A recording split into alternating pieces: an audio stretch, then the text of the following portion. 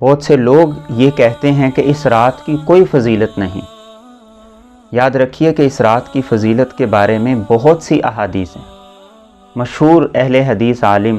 شیخ عبداللہ مبارک پوری، انہوں نے اپنی کتاب میں لکھا ہے کہ اس رات کی فضیلت کے بارے میں بہت سی احادیث ہیں،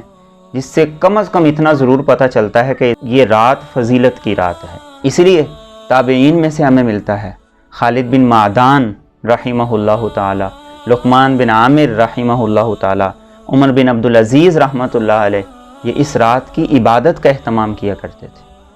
اور رات کی عبادت میں یہ بات ذہن میں رکھیے، پوری رات عبادت کرنا ضروری نہیں ہے، جیسے آپ کر سکتے ہیں، جتنی آپ آسانی سے کر سکتے ہیں، اس رات کے اندر عبادت کریں، اللہ کو یاد کریں۔ اور بالخصوص جو اس رات کے بارے میں آپ صلی اللہ علیہ وسلم نے احادیث میں فرمایا کہ یہ توبہ کی رات ہے،